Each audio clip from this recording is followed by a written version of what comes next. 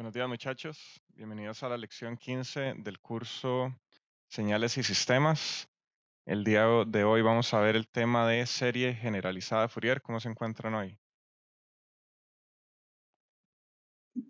Todo bien, profe. Buenos días, profe, ¿todo bien? ¿Todo bien? Ok, entonces, bueno, hagamos un recuento. Em, bueno, hace 15 días empezamos a ver, bueno, espacios lineales. Eh, Empezamos, bueno, a ver qué era la norma, la métrica, el producto interno, que dentro del contexto de espacios euclidianos, pues teníamos que el producto interno era el producto punto. Entonces, bueno, con eso pudimos llegar a unos coeficientes para extraer una componente de un vector. Y poco a poco, bueno, terminamos diciendo que podíamos ver a una señal discreta como un vector también. Entonces, bueno, vean que ese vector, bueno, tenía que estar compuesto por una base ortogonal.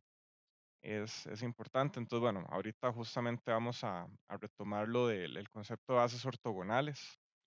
Entonces, bueno, comencemos. Y como les dije, vamos a comenzar con la serie generalizada de Fourier y bueno, ya la otra lección ya aterrizamos a lo que es serie de Fourier. Entonces, bueno, habíamos dicho que un conjunto de funciones ortogonales U sub i de t conforma una base de un espacio funcional. Entonces, bueno, este era el conjunto de funciones ortogonales, U sub n1, U sub n1 más 1, bueno, hasta algún valor finito, U sub n2 menos 1, U sub n2. Entonces, bueno, este era el vector, este era el conjunto, a este le decíamos conjunto generador, ¿verdad? Y esos que están acá les decíamos los vectores generadores. Y con estos vectores generadores podemos engendrar una función que va a ser una combinación lineal de esos vectores U sub i por algún coeficiente. Entonces, bueno, eso nos iba a aproximar una función en el tiempo x sub m. Y vamos a ver más de esto más adelante.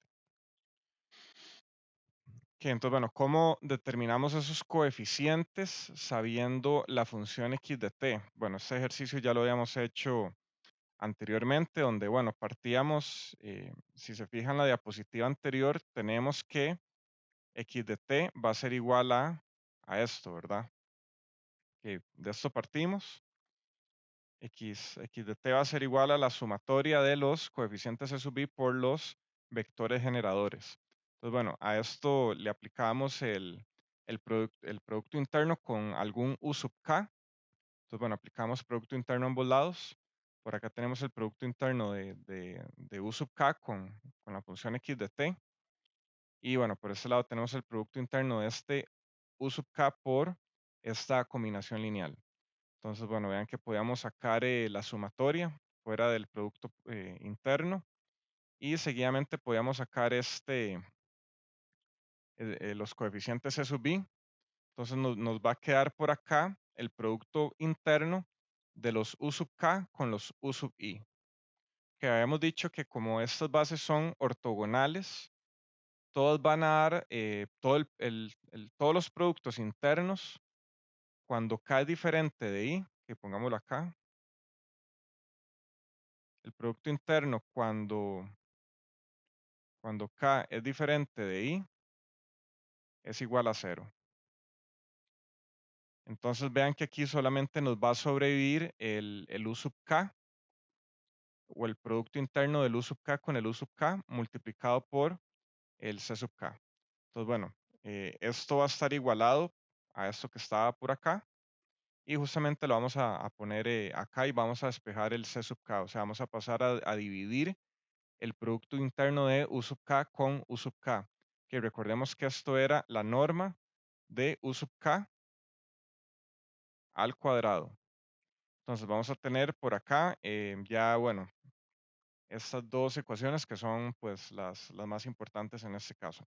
Vamos a tener que los coeficientes E sub k van a ser el producto interno de algún vector generador U sub k con la función dividido entre la norma al cuadrado. Usualmente, que lo voy a poner acá, usualmente, esta norma al cuadrado va a ser igual a 1. Que recuerden que esto se le llamaba, que esto era una base ortonormal. O sea, además de ortogonal, eh, va a estar normalizada a 1. Entonces, bueno, esto se reduce a que simplemente el C sub k en este caso va a ser el producto interno del U sub k por x de t. Que recuerden que esto era como extraer una componente de algún vector. Que recuerden qué pasa si hacíamos, bueno, pongámoslo en términos de vectores de los que conocemos en física 1. Que entonces pongamos que un vector v va a ser, no sé, 1,2, menos 5, un vector tridimensional. ¿Qué pasa si hacíamos el producto punto de v con, pongámosle j? ¿Qué valor nos da esto?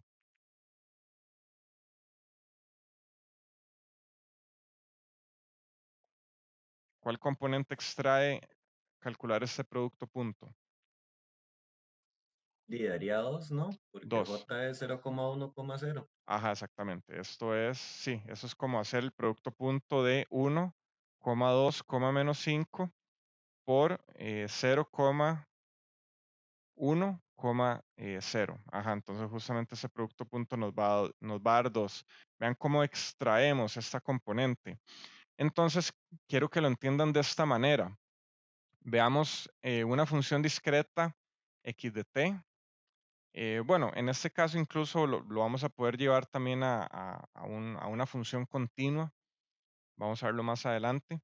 Lo que quiero que vean es que eso que está acá equivale a esto en diferentes contextos. Entonces vean que sacar el coeficiente C sub k es multiplicar, bueno, el producto punto de justamente este vector generador U sub k por con x de t. Y bueno, por acá tenemos pues la expresión para la señal x de t. Que ahora pongámosle nombre a esto. Que como les dije, estas dos ecuaciones son bastante importantes. A esta se le llama la ecuación de síntesis y a esa se le llama la ecuación de análisis. Bueno, yo tengo un truco para recordarme cuál es cuál. ¿Qué significa síntesis o qué significa sintetizar? ¿Qué pasa si estamos en el laboratorio y queremos sintetizar algún componente? Sintetizar significa tomar de varios ingredientes y generar algo nuevo, ¿verdad? Entonces vean que aquí estamos justamente, ¿qué ingredientes tenemos acá? Tenemos los coeficientes, que esto va a ser usualmente en forma de serie. O sea, van a seguir un patrón matemáticamente. Y bueno, los U sub k sencillamente, bueno, va a ser alguna base ortogonal o ortonormal que queramos escoger. Entonces, estos son nuestros ingredientes, unos coeficientes y unos vectores generadores. Los combinamos de tal manera que me va a sintetizar o generar esa función x de t. O sea, vean que estamos generando a partir de esos dos ingredientes, estamos generando una señal x de t. Entonces, bueno, esa es la manera en la que yo recuerdo que esa es la ecuación de síntesis, que estamos sintetizando una función x de t. Y a esta se le llama ecuación de análisis. Entonces, bueno, ¿cómo recuerdo que a esta se le llama la ecuación de análisis? Vean que, bueno, C sub k, tal vez lo recordarán de CA. C sub k, también, bueno, le vamos a llamar los componentes espectrales. O van a tener que ver con los componentes espectrales de la señal. Tal vez recordarán un poco eso de SEA, como les digo, lo retomaremos acá. Pero básicamente esto C sub k nos dice qué tanto de cierta frecuencia tiene una señal. Entonces, cuando hacemos este cálculo, vean que estamos analizando. Estamos viendo cuál es la forma de algún coeficiente particular. Podemos ver el coeficiente C sub 0, C sub 1, C sub 2, C sub 3. Ahí no sé, cualquier número arbitrario que queramos ver. Entonces vean que estamos analizando. Tenemos una señal x de t y por medio de esta ecuación estamos analizando cómo van a ser sus componentes espectrales. Entonces, bueno, vean que esto es como un tipo mnemónico que podemos utilizar para bueno, relacionar un concepto con otro. Entonces, bueno, eso se cumple siempre y cuando la base funcional sea completa. Entonces, bueno, esto que sea completa lo vamos a ver más adelante.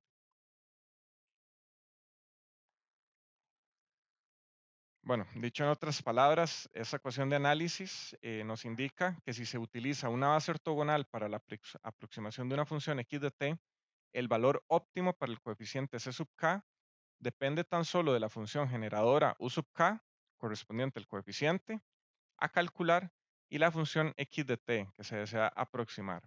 Entonces vean que aquí, bueno, eso tiene que ver con la independencia que hay entre los vectores generadores, que recuerden que como son ortogonales entre sí, significa que una componente no le agrega o no tiene nada que ver con alguna otra componente. Entonces vean que simplemente necesitamos justamente el vector u sub k y la función x de t. Y calculamos, bueno, el producto interno dividido entre la norma al cuadrado, que nuevamente, normalmente esta va a ser 1. Puede que no sea el caso, pero bueno, siempre tomen en cuenta que abajo va multiplicado la norma al cuadrado. Que entonces, bueno, ahora vamos a ver qué tipo de funciones podemos utilizar como base canónica. Que comencemos con una función delta, que bueno, vamos a también a definir formalmente más adelante, que tal vez la recordarán bueno, de ecuaciones diferenciales de tal vez algún otro curso. Eso se le llamamos el delta Dirac. Esto le vamos a llamar el delta Dirac o impulso unitario. Que bueno, vean que aquí tenemos delta t menos t'. Este t', bueno, va a ser algún valor arbitrario en el cual vamos a poder, bueno, ubicar justamente el impulso delta. Que vean que, bueno, si tenemos un delta de t, esto va a ser un impulso centrado en 0. Y bueno, aquí tenemos el eje.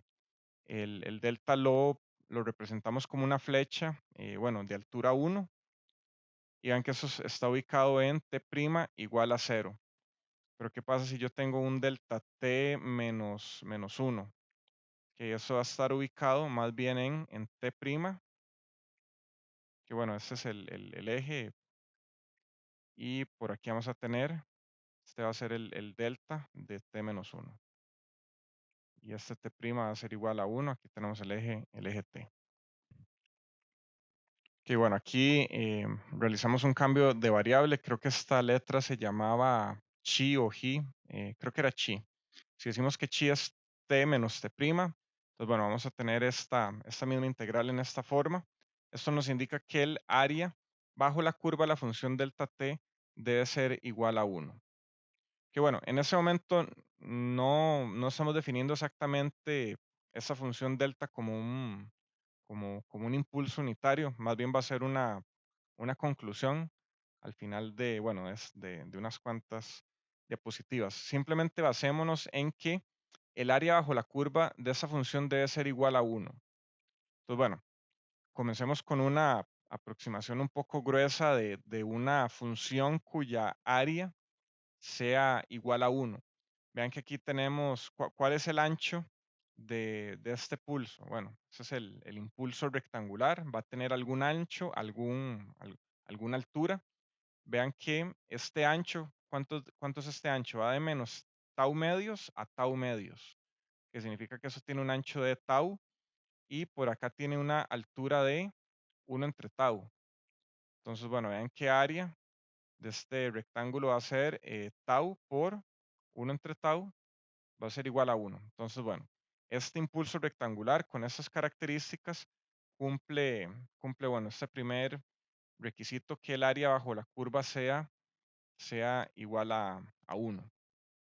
Que aquí, bueno, quiero dibujar algo adicional encima de esto. Vamos a tener un conjunto generador U sub tau, que va a estar compuesto por todas estas funciones. Entonces, bueno, no se asusten, no se confundan qué dice acá, que analicemos qué significa ese conjunto generador U sub tau. Vean que aquí tenemos R de t, donde R es justamente el impulso rectangular. Entonces, vean que tenemos aquí, aquí tenemos R de t por este lado. Entonces, bueno, vamos conformando el gráfico acá.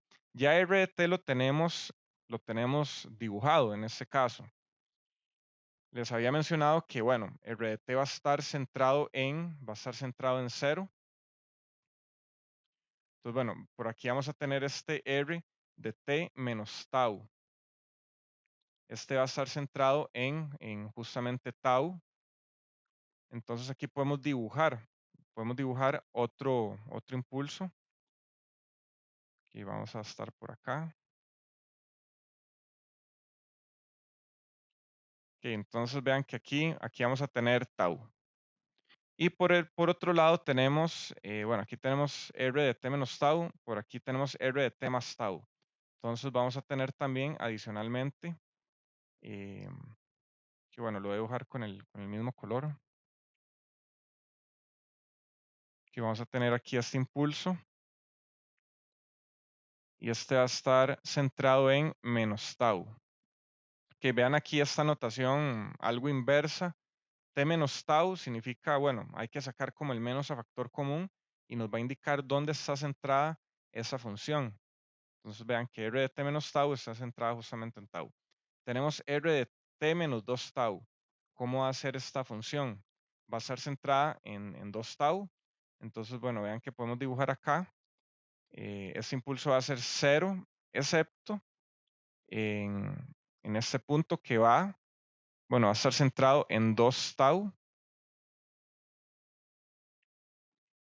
Bueno, este va a ser 1.5 o 3 medios tau y este va a ser 2.5 que va a ser 5 medios tau, ¿verdad? Y por ese otro lado tenemos R de t más 2 tau. Por acá podemos dibujar la función también. Vean que va a estar a la par. Y vamos a tener esta acá. Que bueno, para finalizar esta parte, podemos, bueno, también, que hagámoslo en rojo, que vean que podemos tener R de t menos 3 tau y R de t más 3 tau. Esa función va a estar centrada en 3 tau. Y en el resto va a ser 0. Aquí tenemos 3 tau. Y por acá vamos a tener menos 3 tau.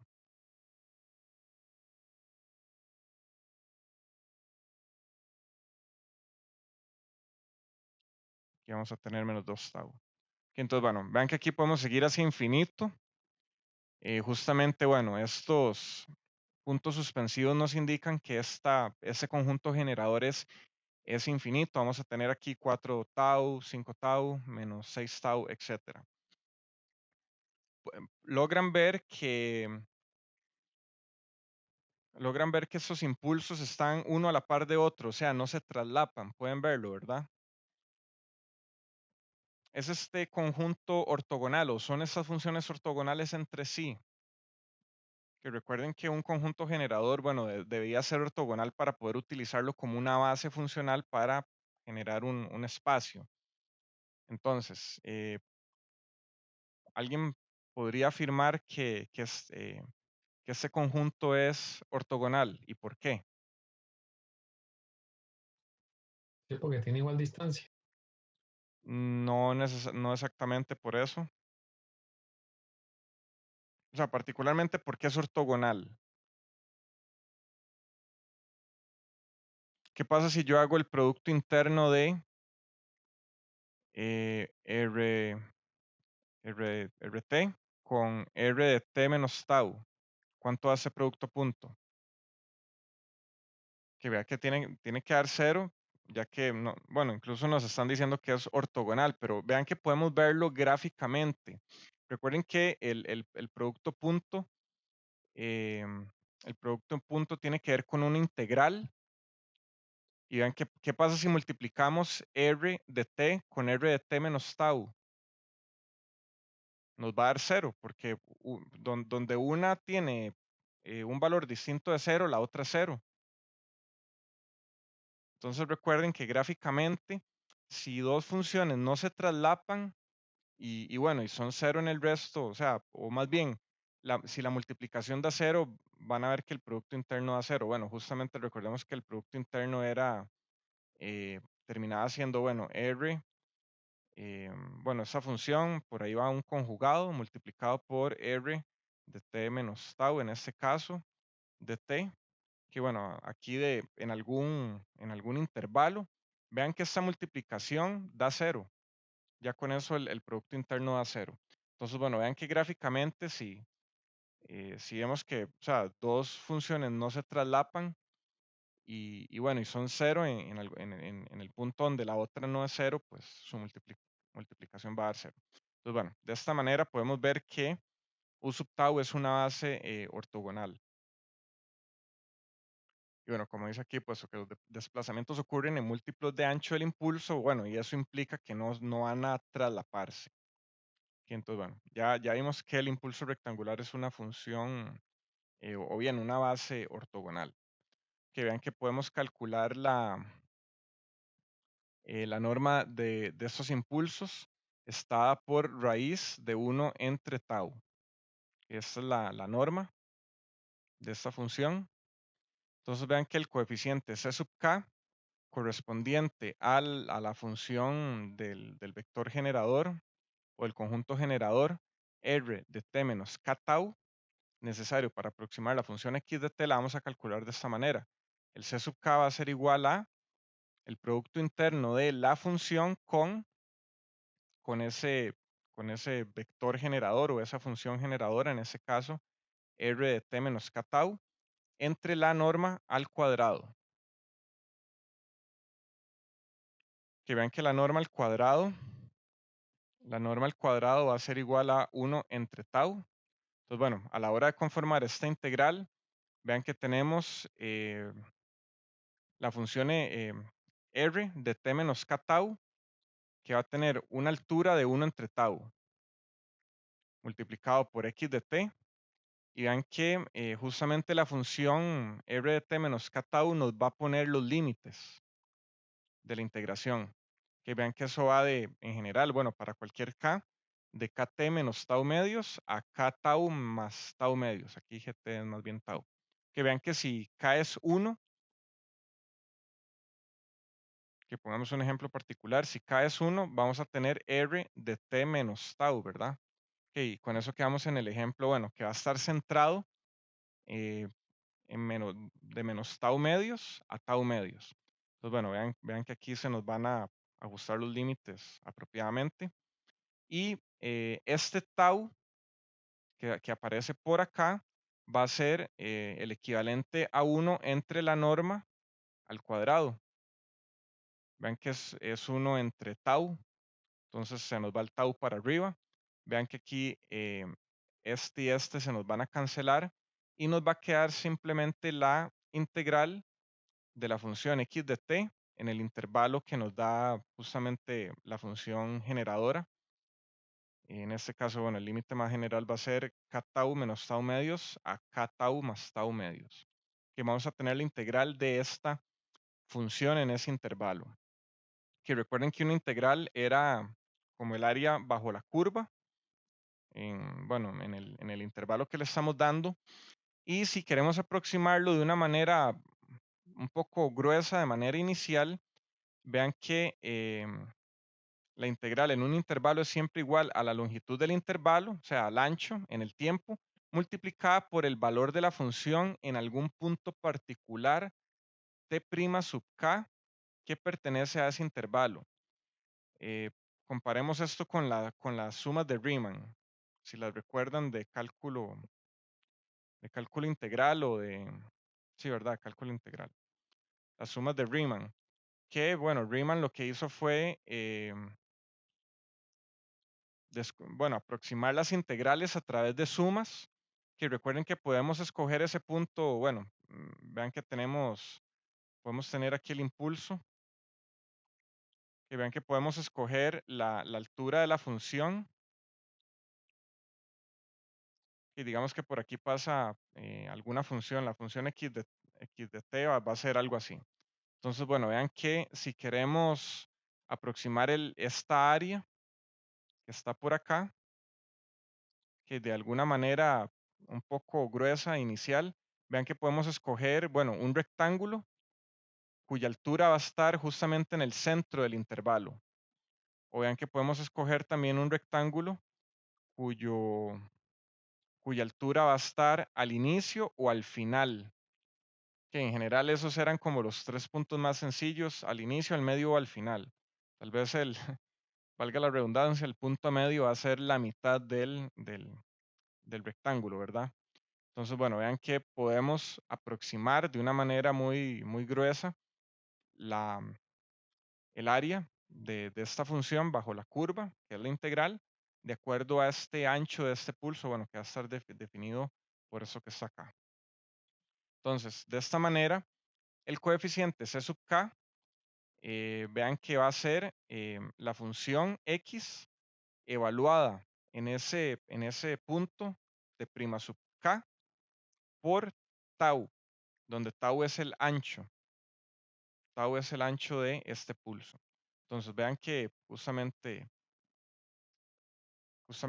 este coeficiente va a representar esta área bajo esta curva.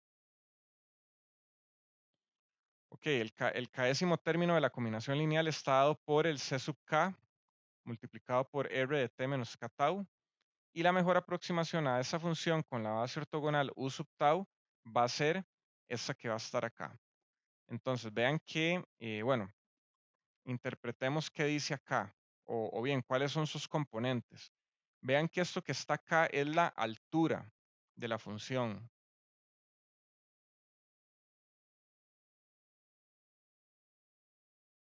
Esto va a ser la altura.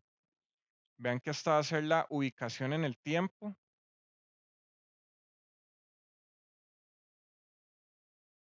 De esa altura. Y este tau nos va a dar justamente el ancho del pulso.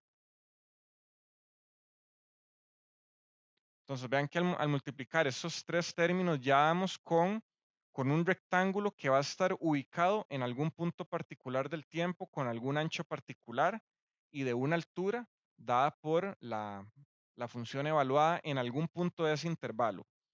Que recuerden que puede ser cualquiera, no vamos a exponer mucho sobre cuál es mejor o no sé, les dije que podemos usar ahí el punto medio, la mitad del rectángulo.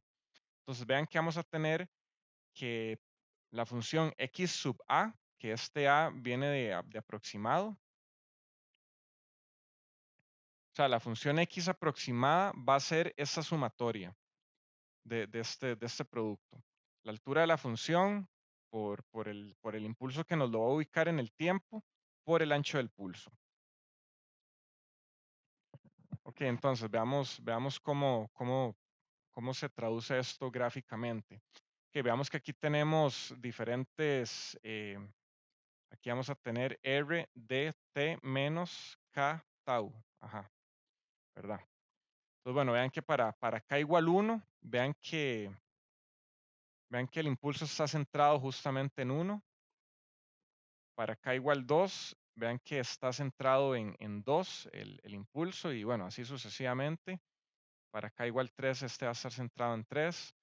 Para K igual 5, este va a estar centrado en 5. Entonces, bueno, vean que este es el componente que nos da justamente, como les dije, la ubicación en el tiempo de ese pulso. Y el ancho de todos estos pulsos va a ser tau. Ahora, vean que vamos a tener aquí una función arbitraria, x de t. Y vean que aquí estamos, bueno, multiplicando por la altura de esa función justamente en la mitad del intervalo. Entonces, vean que justamente esa altura va a estar dada por esta. Bueno, aquí para K igual 2 no se nota mucho porque en este espacio La función, bueno, vean que está casi pasando por cero, entonces, bueno, vamos a darle ahí alguna altura. Va a ser distinta de cero, va a ser pequeña, pero distinta a cero al fin y al cabo. Vean que para k igual 3, vamos a escoger justamente la altura de la función en el medio del pulso. De la misma manera aquí en el 4 y aquí en el 5. Entonces, bueno, vean qué pasa si concatenamos todos estos rectángulos que nos quedan de la multiplicación de la función por estas funciones impulso, r de t menos k tau. ¿Qué nos queda?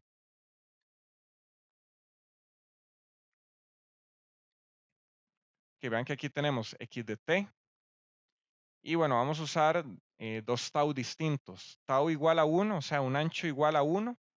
Nuevamente, vean que este pulso corresponde a, ese que está acá, corresponde a r de t menos tau. Nuevamente, vean que está centrado en tau igual, bueno, en t igual 1.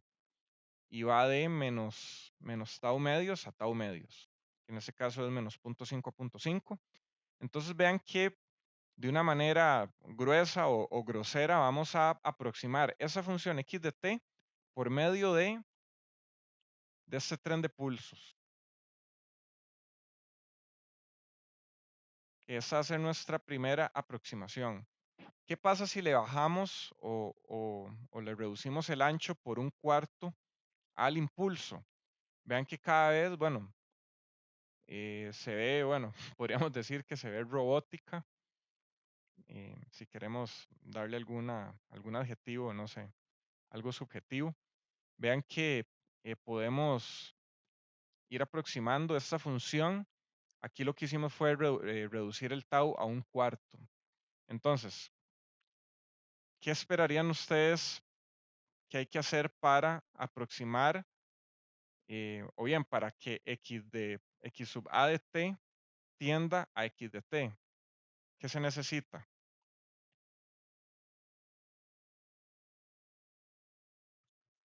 Disminuir más el tau. Ajá, vean que tau tiene que tender a 0. Que bueno, vamos a verlo justamente a continuación. Que bueno, les había hablado sobre el espacio funcional completo o espacio de Hilbert. Esto, bueno, es una matemática bastante complicada. Bueno, se sale un poco del curso meterse en lo que es espacios de Hilbert. Eso está, bueno, para un curso, bueno, que yo llevé de maestría que se llama Análisis Funcional. Bueno, el curso también fue en modalidad de taller, incluso de tutoría. Entonces, bueno, no fue tan completo como yo hubiera esperado, pero bueno, para que vean que o sea, esto es una matemática bastante avanzada, se sale bastante el curso. Si alguno tal vez continúa su camino en el procesamiento digital de señales, va a tener, bueno, que meterse con matemática de este tipo. Pero por el momento no tienen que saber mucho al respecto. Solamente, bueno, veamos qué dice acá. Para un valor de tau finito, el espacio engendrado no es completo, puesto que la norma, la diferencia entre esas dos funciones, x de t y x sub a de t, no puede hacerse arbitrariamente pequeña. O sea, para un tau finito, la norma de la diferencia de las funciones va a ser un valor finito, pero queremos que sea 0. ¿Cómo podríamos decir que x de t va a ser igual a x sub a de t? Para eso tenemos que decir que, bueno, que esta norma justamente tiene que tender a 0. Entonces, para un tau finito, esto no sucede. Entonces, la base se hace completa cuando tau se hace tender a 0. Entonces, recuerden que teníamos el impulso. Que va a tener aquí un ancho tau y va a tener una altura 1 entre tau. ¿Qué pasa si hacemos tau tender a 0? Vean que el ancho del pulso se va a reducir y la altura se va a hacer infinita. 1 entre tau va a tender a infinito y tau va a tender a 0. Entonces vean que esto poco a poco se va a hacer, bueno, no, no vamos a poder representarlo, ¿verdad? Este impulso se va a hacer de altura infinita. Entonces, bueno, de esta manera, al tender tau a 0, el impulso R de t, bueno, como les digo acá, se va a hacer infinito para t igual 0 y va a ser 0 para t distinto de 0. Que se cumple esa propiedad que habíamos visto inicialmente, el área bajo la curva, aunque este sea ya ahora un impulso infinitesimal de altura infinita, por definición, bueno, esta área va a ser igual a 1. Y bueno, recuerden que obviamente no podemos representar un pulso infinito.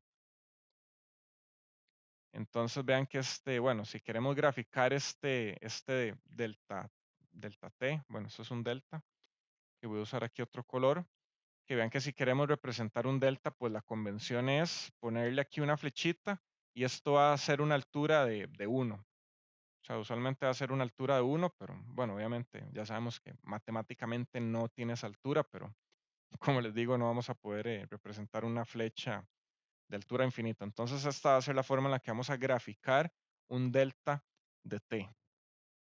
Entonces vean que, bueno, teníamos una sumatoria de la función evaluada en algún punto arbitrario por este r de t menos k tau por este tau. Entonces, ¿qué pasa cuando le aplicamos a esta sumatoria el límite cuando tau tiende a 0? Que vean que en este caso, bueno, el tau va a tender bueno, ese tau va a tender a un t'. Entonces, bueno, este ancho va a tender a un delta t', a un diferencial. Vean que este impulso, o más bien este pulso rectangular, va a tender al delta t menos t'. Que vean que el k tau va a tender a t', como dice acá. Y bueno, tk' va a tender a t'.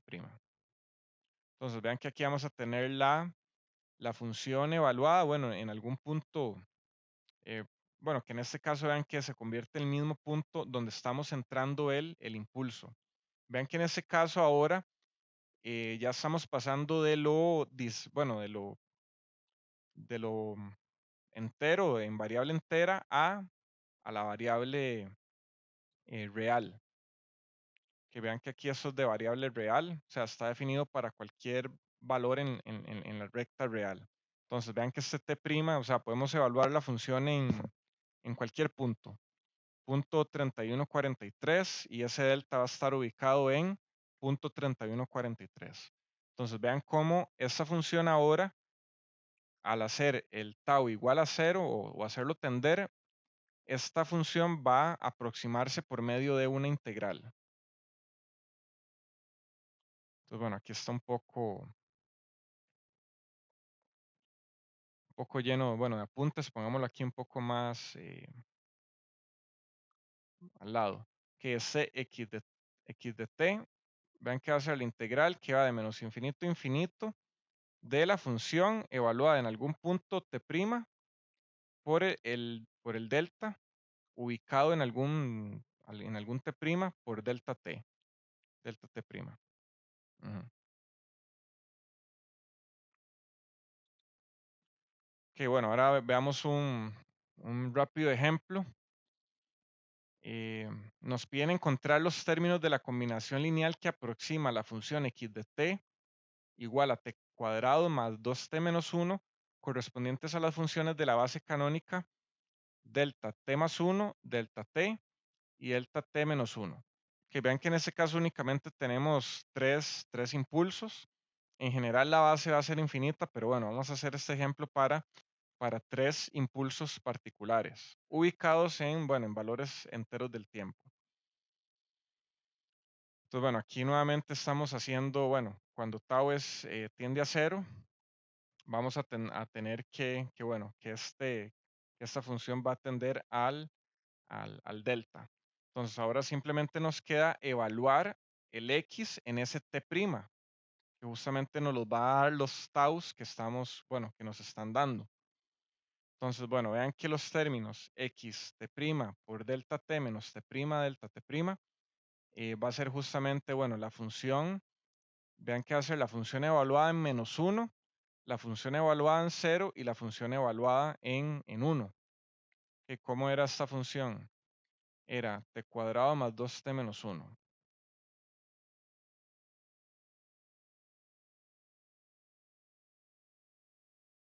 Entonces, ¿cuánto es? Bueno, vean que por acá sale. ¿Cuánto es x de menos 1? Tengo 1 menos 2 menos 1.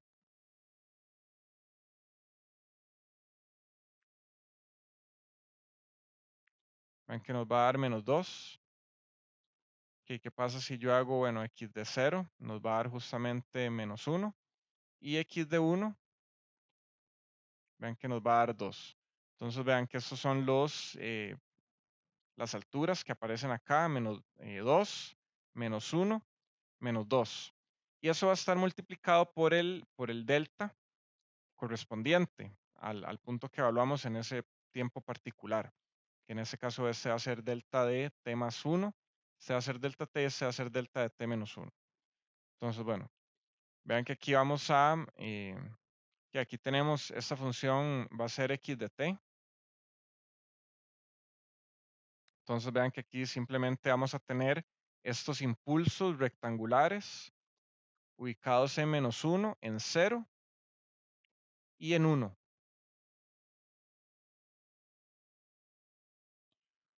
Que bueno, este ejemplo es bastante sencillo y de alguna manera a fines prácticos inútil, pero para fines conceptuales sí tiene cierta utilidad.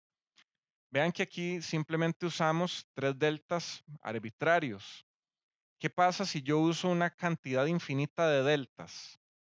Que vean que yo voy a tener aquí un delta en algún punto, no sé cuánto puede ser esto, punto 6, por aquí va a tener uno en punto 75, por aquí va a tener otro delta, o sea, vean que puedo tener infinitos deltas.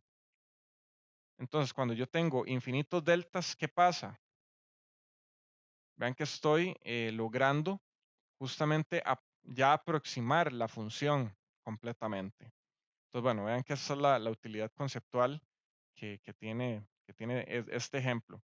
Justamente cuando usamos una base funcional infinita, vean que vamos a poder ya ahora aproximar de manera correcta esa función, bueno, x de t, vamos a poder decir que x sub a de t se va a aproximar a x de t de esta manera. ¿Qué? ¿Alguna pregunta?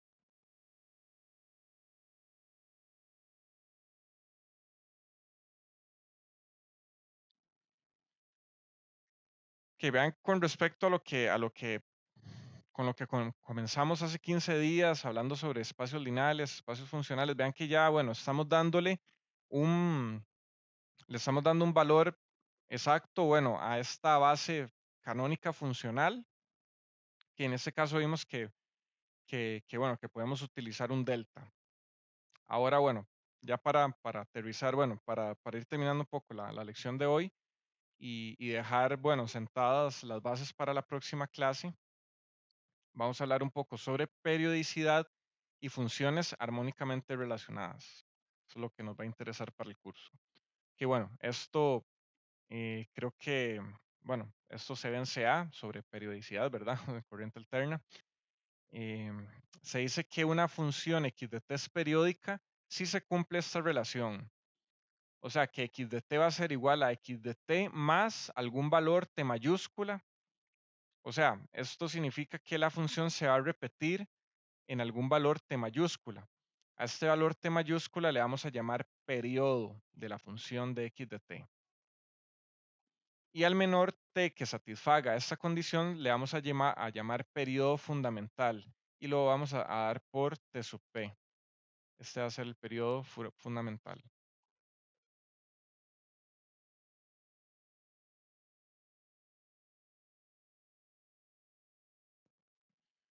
Que noten que si x de t es periódica con un periodo t, entonces va a ser periódica con un valor, bueno, con un periodo de 2t, Que vean que aquí podemos, bueno, hacer alguna separación. Tenemos t más 2t mayúscula, bueno, x de t más 2t mayúscula. Vean que aquí podemos separar x de t más t mayúscula más t mayúscula. Eso al final es x de t más t mayúscula. Y esto va a ser igual a x de t.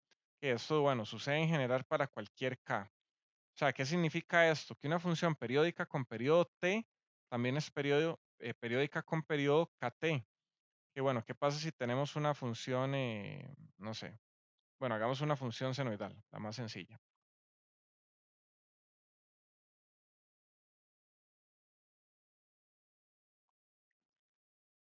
Que vean que bueno, este que está acá este va a ser el mínimo periodo eh, o el mínimo tiempo que cumple esto, que la función se vuelva a repetir. Vean que aquí tenemos 2 t sub p, que aquí me faltó otra montañita. Aquí vamos a tener 3 t sub p. Vean que yo puedo copiar esto que está acá y pegarlo que nuevamente de 3 en 3.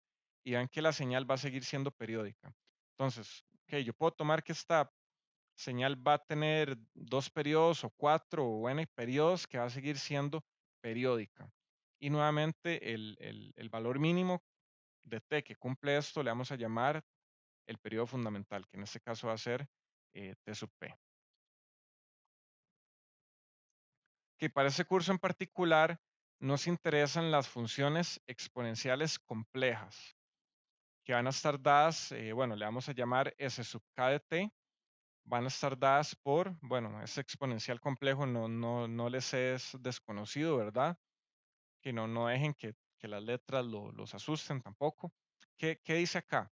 E a la jk omega 0 t, que recordemos que omega 0 es igual a 2pi por f0, con f0 va a ser igual a 1 entre t sub p. O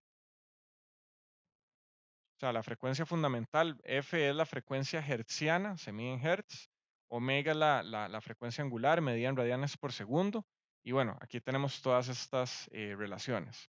Entonces, vean que vamos a tener funciones exponenciales complejas, e a la jk omega 0t, que va a ser igual a e a la j 2πk f0t. Nuevamente, bueno, ¿cuándo usamos omega 0 y cuándo usamos f0? Normalmente en audio, bueno, que es una de las aplicaciones más directas de toda esta teoría, y bueno, y la que a mí en particular me gusta mucho. Bueno, vean que en el audio es más fácil hablar de frecuencia hertziana, o sea, en contexto de audio, podemos saber, bueno, qué implica una frecuencia de 10 kilohertz, de 15, de 2 kilohertz, pero yo no sé qué frecuencia es, no sé, 3000 radianes por segundo. No sé a qué equivale y no sé cómo compararlo con lo que mis oídos conocen en cuanto a frecuencia. Entonces, bueno, vean que tal vez la frecuencia hertziana es como una frecuencia que entendemos mejor como humanos. Y bueno, omega 0 es la frecuencia angular, la vamos a usar dependiendo de la necesidad. Entonces, vean que vamos a decir que estas funciones exponenciales complejas van a estar armónicamente relacionadas por todas tener un periodo común. Vean que aquí tenemos k omega 0, que podemos tener 1 omega 0, podemos tener 2 omega 0, 3 omega 0, que va a ser la frecuencia a la que van a estar oscilando esos fasores. Vean que esto es un fasor, esto va a estar oscilando a alguna velocidad angular. Entonces, vean que van a estar armónicamente relacionadas por todas tener un periodo común, que en este caso va a ser T sub P o 1 entre F0. Entonces, bueno, vean que el periodo fundamental de la señal va a ser 1 entre K por F0, que va a ser T sub P entre K, lo que es igual a una frecuencia hertziana de K por F0. Entonces, bueno, como había dicho anteriormente, puesto que la señal es periódica con periodo T sub P entre K, también va a ser periódica para un periodo T sub P, que ese va a ser el periodo común que van a tener todas estas exponenciales complejas, armónicamente relacionadas, así les vamos a llamar. Entonces, bueno, ¿cómo podemos graficar estas exponenciales complejas? Recuerden la identidad de Euler que teníamos, e a la j, e a la j zeta va a ser igual a coseno de zeta más j seno de zeta, ¿verdad?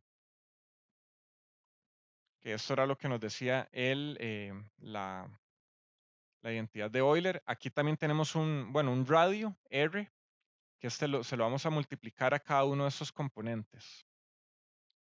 Bueno, este lo voy a poner aquí por el lado derecho. Que vean que es la magnitud. Entonces, si se fijan acá, bueno, ¿qué es este gráfico que aparece acá?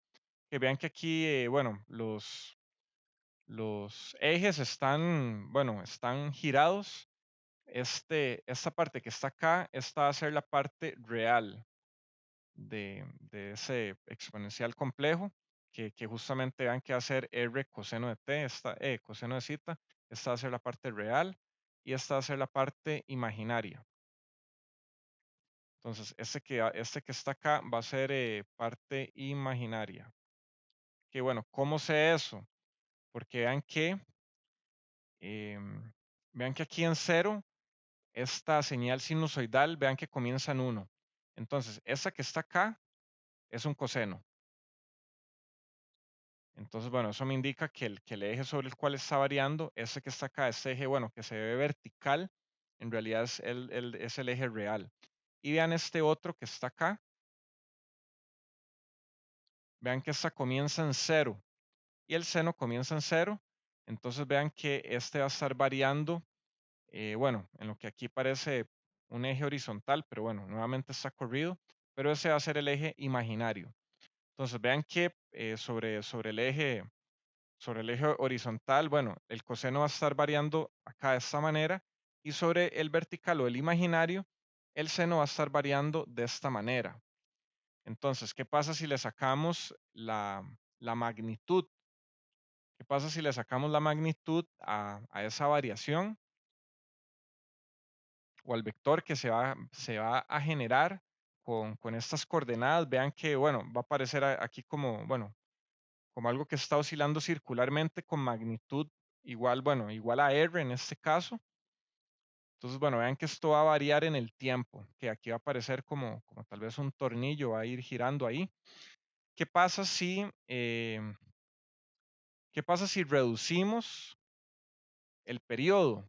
Vean que, bueno, este periodo, bueno, podemos definirlo tal vez que usemos otro color. Que veamos, que vean que este periodo va justamente de dónde a dónde. De aquí a aquí. Vean que justamente está marcado por estas flechas. Vean que este va a ser el periodo. Y vean que en esta que está por acá, al lado derecho, está como un poco más comprimido este tornillo, por decirlo así. O bien, o la magnitud del vector que se va a ir generando con esa variación en esas coordenadas. Entonces, vean que, bueno, pongamos que este tiene un t sub p1 y este va a tener un t sub p2. Vean que en este caso, t sub p1 va a ser, ¿cómo va a ser? Va a ser mayor a t sub p2. Lo que me indica que f01 va a ser menor a f02. Que vamos a decir que la señal de la derecha tiene una frecuencia mayor a la señal de la izquierda. Si esto fuera una señal de audio, la de la izquierda sería más grave y la de la derecha sería más aguda. Entonces, bueno, vean que podrían estar armónicamente relacionadas si este periodo, bueno, si decimos que T sub P1, o bien, sí, podemos decir que esta va a ser un múltiplo de T sub P2 o viceversa, que van a estar armónicamente relacionadas si si el periodo de una es un múltiplo. ¿Qué, alguna pregunta hasta el momento?